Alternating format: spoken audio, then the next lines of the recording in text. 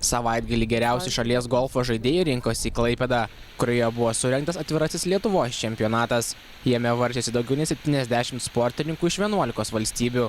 Čempiono taurė šį kartą liko gimtinėje.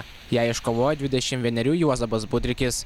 Antras liko 16-metis Gediminas Markevičius. Trečias Estijos čempionas Egitis Livas. Didžiausi pasiekimai galbūt praeitų metų Estijos atvirame čempionate pavyko užimti 4. vietą. Vos nepatekau tarp lyderių trejetuko. O dabar pagaliau pavyko laimėti bent Lietuvos atvirą čempionatą ir kita kelionė laukia į Lenkijos atvirą čempionatą, kur taip pat stengsiuosi iškovoti kuo didesnę vietą, kuo aukštesnę vietą.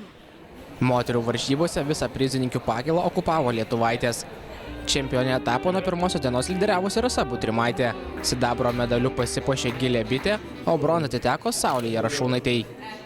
Na, iš tiesų ganėtinai sunku, nes sąlygos galbūt nėra pačios geriausios. Aš asmeniškai treniruojuosi Sostinių golfo lauke, man labai padeda tėtis, jisai mane treniruoja.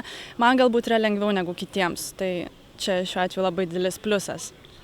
Po to, kai golfas buvo įtrauktas į Rio de Žaneiro olimpinių žaidynių programą, šios sporto šakos populiarumas tarsi ant mielių ėmė augti ir Lietuvoje. Tačiau apie olimpiadą lietuvaičiai kol kas dar nesvajoja, nes joje varžosi tik 60 geriausių pasaulio žaidėjų. Reikia dirbti, dar kartą plėsti žaidėjų skaičių, dirbti su vaikų programomis, būti matomams daugiau Europoje, keliauti po Europos turnyrus, siųsti savo žaidėjus, siųsti rinktinę, dalyvauti komandinėse varžybose. Didelis darbas prieš akį.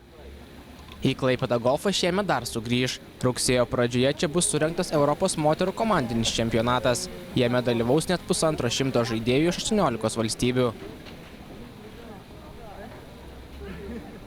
Jaunius Arapas, Sport 1 žinios.